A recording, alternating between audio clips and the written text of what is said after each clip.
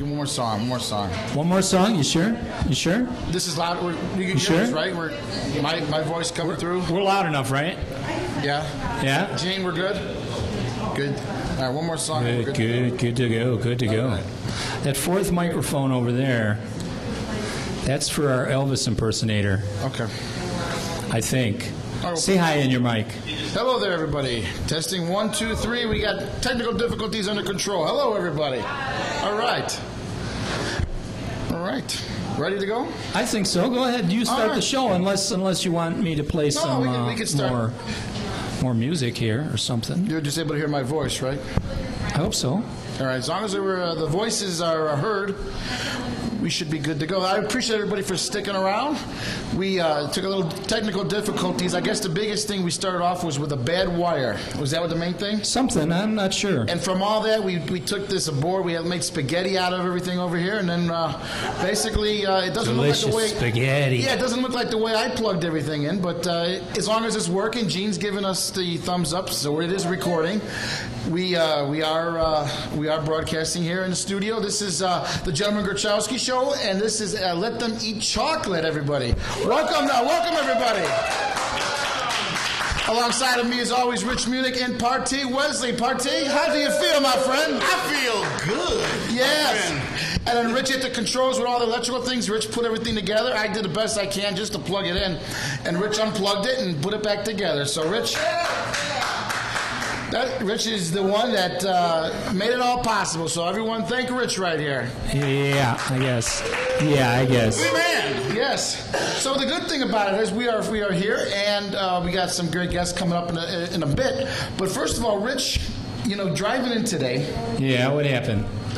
There's nothing but just traffic. No matter where you go, just traffic. You know what I'm saying? Now, you're lucky you got a limousine drop you off today. That's right. Yeah. That's right. But Partee was driving it. Yeah, Partee was driving the limousine, but you just kind of chilled in luxury on the way here. Pretty much. I had to drive. I had to go to different stores, look for I looked for the spaghetti arrangements right here. I had to get all of that, and I finally got it in, and I got here, and then I parked right out in front, unloading my car.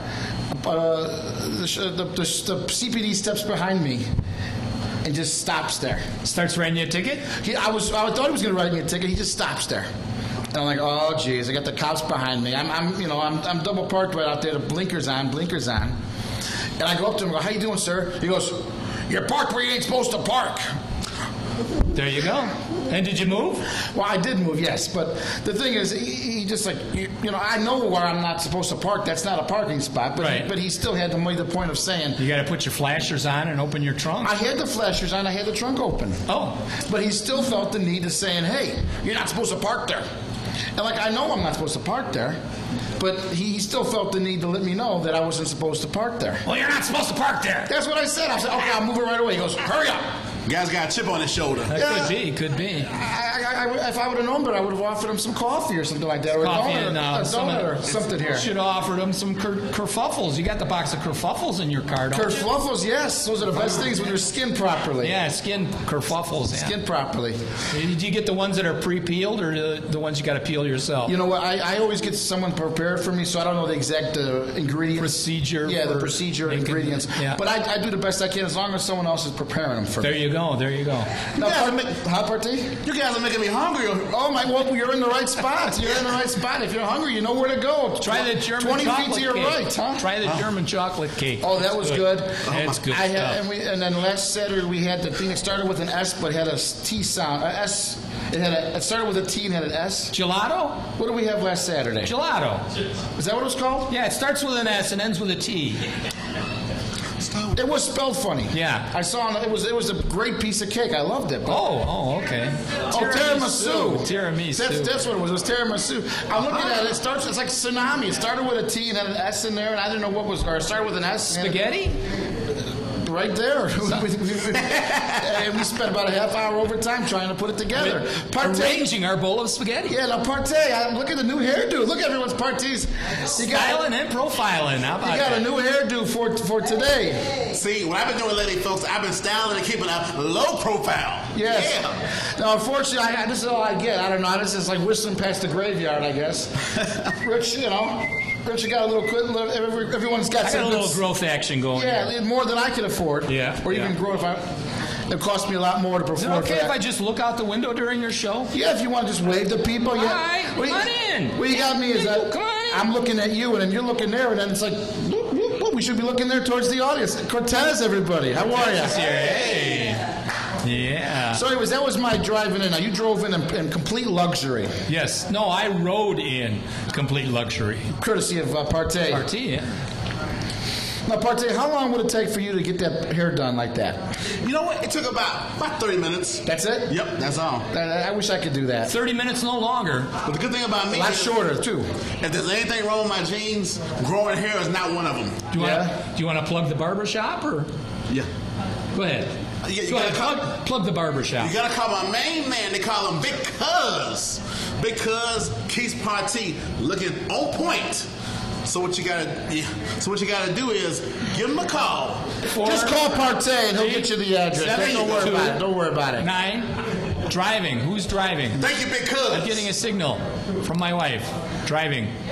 Yeah. Long as she's Yeah. not driving us nuts. That's all Right. that matters. We got that. Well, right now we got our first guest, and he happens to be the owner of this lovely establishment right here. Aha. Do We got Debra Gregory-Voss right here. Debra, come on up here. Grab a chair. slide Grab down a chair there. for her, would you? Grab a chair for her. There you go. We could squeeze you in right up on the stage here. Okay. And we got a microphone here. Slide one over here. Oh, right. Partee can talk in the Elvis one. I got this one. All right. Elvis's mic. Elvis has left the building, not with his mic, though. No, he's here. I see him. He's right Oh, there he is. All right. Hey. Yeah. He joined us from the Mothers Club. I remember you. Yeah. Elvis night. So, Elvis Debra, night. this is a great establishment you got going on here. Let them eat chocolate. I'm so glad you could be here. Okay, you want to talk? You want to hold it? Might be easier for you. Oh, okay. How's that? Good. Karaoke. Yeah. Let them eat chocolate. Let them eat chocolate. Tell us about what came up with the name. What made you decide to name this place that? We'll start with that. It's just a different take on Let Them Eat Cake. And Yeah. since I'm not, I do have nice cakes, but But Larry yes. doesn't know where Let Them Eat Cake come from. That's Maureen Antoinette. Is yes. that Marine? And it was Isn't really that Maureen? Marie. Maureen. Marie. It's the same And thing. the French bourgeois Right. royalty there. Now, how did that start, though? But she was actually telling them when she said, let them eat cake, it wasn't really like cake. It was the burnt part at the bottom of the grill of the, What was happening is the oven. French were starving. And it wasn't And like the she was royalty being would so throw those generous. scraps to them. Yeah. Okay, so So that's even though it. she wanted them, her intentions were good by saying that, giving them all the cake. Yeah, that's why they all used the the burnt cake. guillotine on her. I mean, there was good intentions. I mean, come on now, you know what I'm saying? The reason I like Let Them Eat Chocolate is give people a break, let them eat it. Oh, I love chocolate. And that's what the let them means, And the best thing about chocolate, there's so many. There's white chocolate, there's dark chocolate, there's regular chocolate, there's chocolate chips. I mean, you could do a lot with chocolate. It's very good for you if you have whole ingredients, which we do. Okay. And it's a Belgian chocolate, and it's very intensely rich. And I love every minute of it. Rich what? Yeah. Now, you know, What's your name on it? Intensely rich. what's funny is I had That's the brought name of my next YouTube channel, by the way. Intensely rich. intensely rich. Now, I had the flourless cake, the flourless chocolate cake, mind you. There's no flour in it. How could it be cake if there's no flour? It's very good. It's gluten-free. Some people can't have the flour, so it's a nice option. Yeah. You can really be a glutton with gluten-free. That's a club. I think that's a club you could join, the Glutton Glutens. Glutton gluten? Yeah. Glutton gluten gluten. Yeah. Gluten gluten gluten. Those are some of the best ones. Gluten glutton gluten. So how long have you started this place? About 8 years for the shop here. And what's it like to start something from scratch? This was a vanilla box, so Now it's a chocolate box. yeah, now we had to, make rooms and this and that. So you have to have a vision. You have to be a And if visionary. Larry starts scratching, then It means I'm hungry. Look at Partee, Anyway. Partee's hungry. So 8 years ago you started this, right? Yeah, I actually wanted to open an herb store, Okay. but then I thought chocolate's medicinal and it's a little more commercial. So it's kind of an herb. It's good for you. And this little stage I have here was part of the vision of doing all kinds of creative things and supporting people that are creative. And you are one of those people that came to me and wanted to do something. Right. Comedy and poetry. All of that. We hope it's comedy, though. We hope it's comedy. You know? They may be laughing, but they're not laughing with us, I guess. They're just laughing at you, Larry. Oh, no. Is something I did? I don't know. What's going on with that? I don't know. Was something I did? So, I'm glad that you guys can come tonight. Yeah. So what's inviting us. Well, yeah. Well, what's the hardest thing about starting a chocolate place? That makes sense. A chocolate place. I had a restaurant years ago. I was very young. I lived in San Diego. It was called Harmony, and that was a lot harder. So this was pretty easy because it wasn't food and all that prep. And you kind of did it before, too, no? Yeah, I was very young. I was 19, 20, and I was an owner of a nonprofit vegetarian restaurant in San Diego. And you left San Diego for Chicago? Well, I'm in this from weather? here. I'm from here, so... Oh, okay. Like I said, I personally don't know if I would leave San Diego if I had to. If I didn't have to. stayed 20 years before I came back. Okay. Well, welcome back, and I'm glad you came back. What's back a while, though. What's the hardest thing about just keeping different types of cakes in stock and chocolate stock? You keep everything fresh, or keep everything just kind of not fresh, but keep it like. It's called foot traffic is the hardest part. Oh, okay. Not supplying the place. Yeah. So just trying to keep the foot traffic, keep it building up, and we do have online ordering, which is a godsend, and people could order stuff at midnight. Oh, okay. And you always have different different variety of stuff always, right? Seasonal stuff, we'll say. Some of it's seasonal. Yeah. Are you open 24 hours here? We have an online site for the chocolate, so that's where we could still make money, and that helps keep the doors open. So if I was hungry and I ordered at midnight, I couldn't get it till like 11 in the morning, right? Right, but you could order that chocolate at midnight. Okay. Yeah. And it will be here. And it is 24 hours a day, 7 days a week. But you can't get it instantly. Right. All right. I guess during regular business hours you could deliver. Yeah, the 60625 we do free delivery. Deliver right away. Nothing's wrong with that. Cool. So tell us about some more events you have here. Well, we had our GPA Poetry Showcase last night. Okay. Bridget, she's coming later, and I think before her show she's going to come up here, right? Right. We do a lot of music. Folk music. We have two sisters that are beautiful jazz singers are coming. But, we've had so many things. We've had Shakespearean plays here and meetings, just ordinary things, bridal showers, you name it. Yeah, and that's the beauty of it. You can do anything. Almost. Yeah. Will let brides take a shower in here? Huh? No? I thought you said you had bridal showers. Well, they don't want to get the floor wet. Oh. That's all. I guess so. So what are your hours of operation here? Showers, no. We're always closed Tuesday, and we open at least 11 to 6 on the Friday, Saturday with events. We're open till 9. Okay. Now, why you close on Tuesdays? We just need one day. Yeah. What if you have a taste for chocolate on Tuesday? What are you supposed to do? Well, you could do the online order. Yeah. And then I got to wait till Wednesday. Can you buy a box of stuff and take it home? Then just stock up. Come in. I meant to stock up. We do weekly specials. Sometimes we have that on special. That's when you should come in and get all your stash. And you have ice cream? Oh, it's not called ice cream. What's it called? Gelato.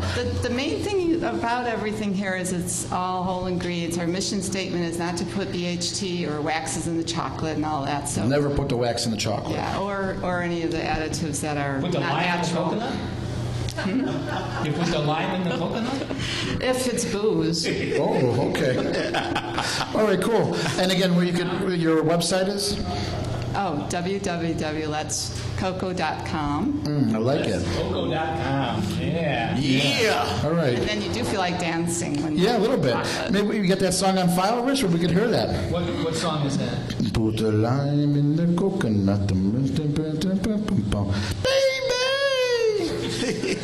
That's amazing, Larry. Baby! Is it that song? Yeah. Well, you have that? What's it called? I have everything.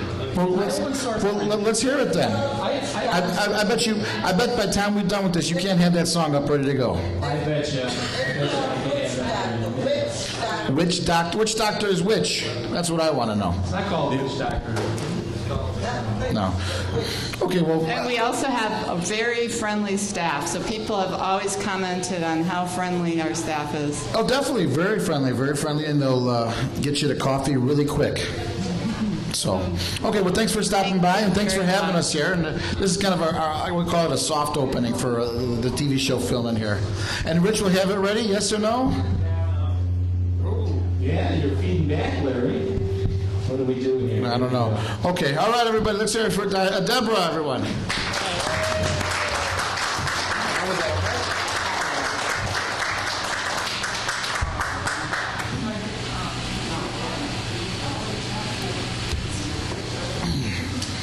All right, well, that was fun. And Rich was not able to get the song ready just in time, so I guess we're going to have to keep talking. How about that, Rich? Oh, Rich, come on, Rich. I can't believe that, Rich. Let's see here. You're slacking up. Let's see here. Is this it? It says Witch Doctor. Maria could have been right. No, that's all right. That's not the song. No. No. It's ooh, ee, ooh, ah, ah, ting, ting, walla, walla, bing, bang. Okay. I was thinking this might be karaoke night over here. Who knows? You know, who knows how this is going to be? Oh, dropping stuff here. Okay. All right, let's welcome our next guest up to the building. You may know him as Elvis. Let's find out who this man really is. Hi, Larry. All right, sir. How are you? Have a seat. Have a seat. Relax over there. Hi, how are you? Not too bad. How are you? I'm good. I'm doing good. Now, you really aren't Elvis. No, I actually, my name is Jerry Rosenfeld, and my mother was actually Japanese. My father was Jewish by name, so I became my own race, a Japanese. Okay. And I kind of like entertaining because a few of my guys that I know in the entertainment business that are the Elvis tribute artists, such as the great one like Don Edwards, and we have Cody Slaughter that really inspired me, Mr. Bob West, and quite a few other people. Forgive me if I don't mention all 900 of you guys, but there's quite a few of them. It really had inspired me. So when I was a young man, I decided to play a little rock and roll on my guitar. I was about 10 years old and carrying my little Gibson, to the music studio, and through weather like this. And then it got to that point where I was starting to really jam pretty good. The Beatles, the Stones, Elvis, and next thing I knew, Elvis had passed away in '77. Right. And which many of us, kind of broke our hearts, and to this day. So I kind of hung up the Gibson because shortly after that, my father passed away. Oh, okay. And, I'm sorry to hear that. He was a young man, and I said, you know what? I'm not going to sing anymore because, first of all, I couldn't sing. So, at any rate, I tried to, and I decided to, just have some fun with people through Halloween parties and stuff like that. And then we started doing, the karaoke thing. And then next thing I know, I, started singing, working on my vocals because somebody said that, you can't sing that kind of stuff because, only Elvis can do this. And you know what? He was right. Only Elvis is Elvis, and no one can basically be Elvis but Elvis. Yeah, that's exactly.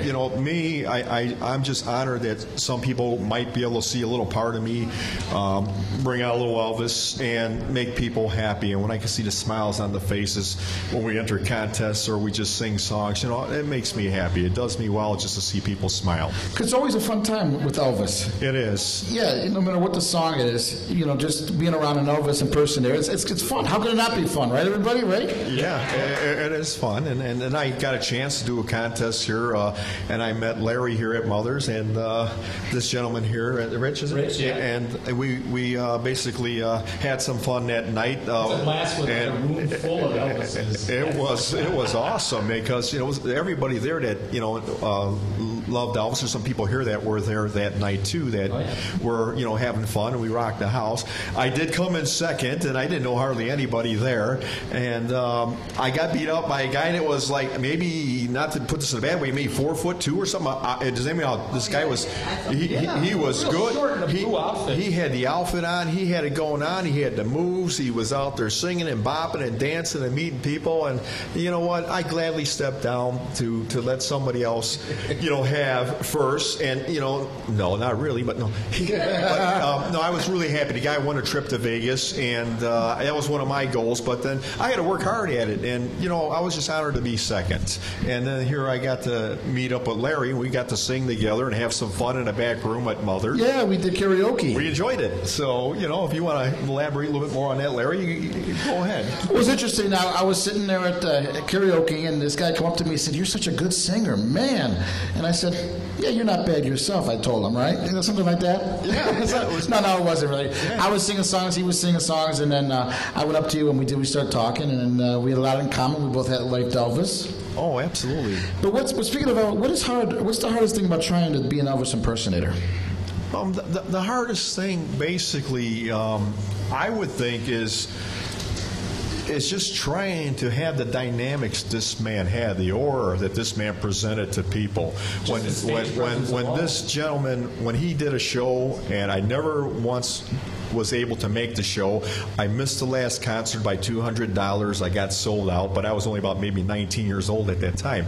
And the hardest thing is just that you don't know really how some people will take you, and some people will be there just to see what's going on. And sometimes you might run across where somebody might just tell you, you suck, and that's okay, because it's like, I've been around enough people in the Elvis world that said even if you suck, if you're Japanese, if you're an alien, if you're 300 pounds, or if you're whatever walk of life that you might be, the entertainers that worked with Elvis on his shows were there at a concert that we had visited in Yuma with my friend Bob West, and we get to meet Miss Darlene Tompkins, and what a beautiful lady she was. She was in Blue Hawaii.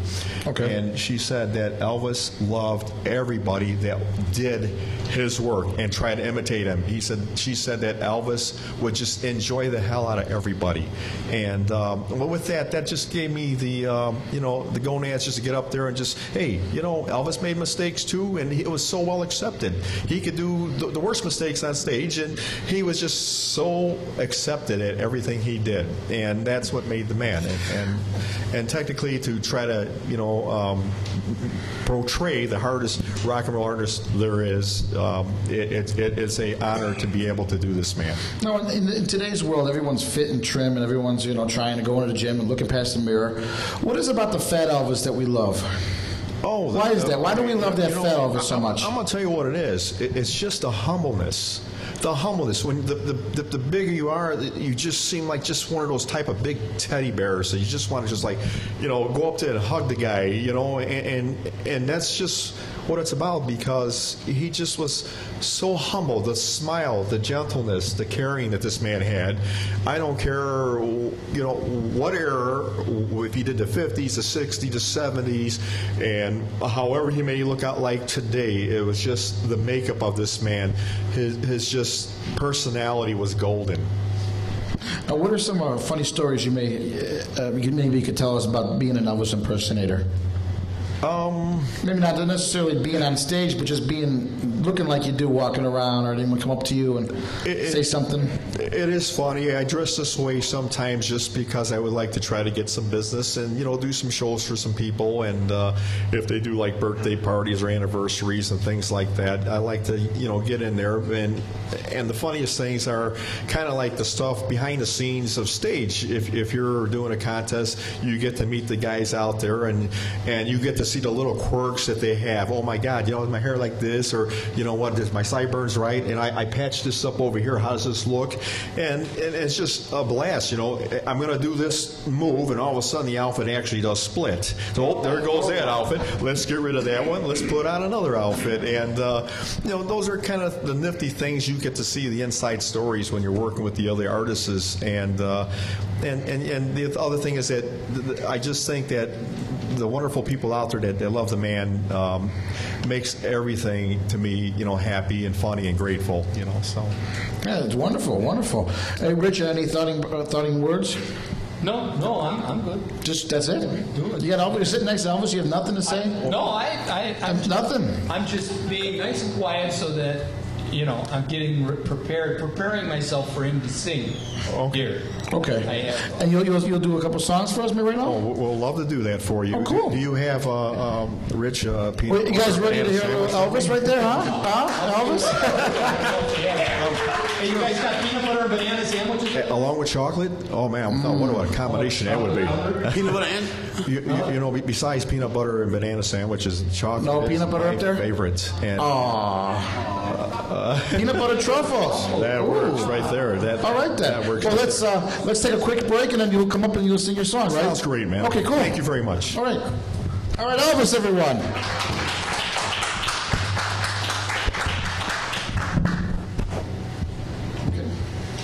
Okay. Get the song? You got the song I got ready? something going here. Oh, well, let's see what happens. And this is a song we were talking about earlier, right? Okay. Which song was Elvis one?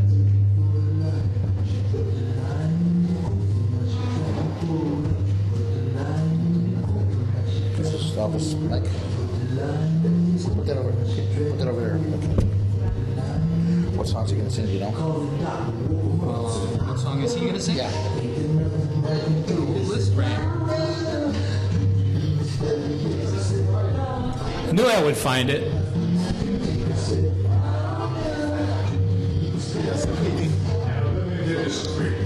Let me get it straight.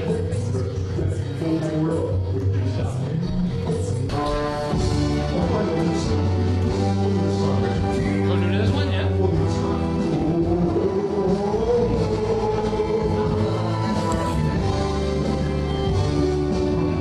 When no one else can understand me, when everything I do is wrong, you give me hope and consolation. You give me strength to carry on, and you're always there, laying my hand in everything I do. That's the wonder of you. Wonder of you.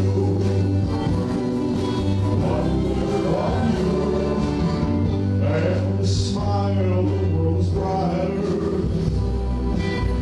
You touch my hand and I'm a king. Your gifts to me is worth a fortune. Your love for me is everything. Yes, I'll never know the reason why you love me as you do. That's the wonder of you. Yes,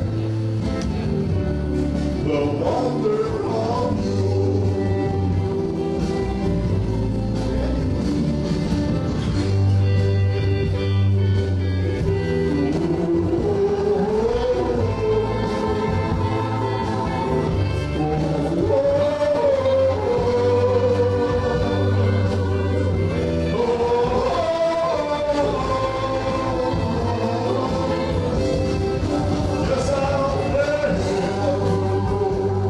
the reason why you love me as you do. That's the wonder of you.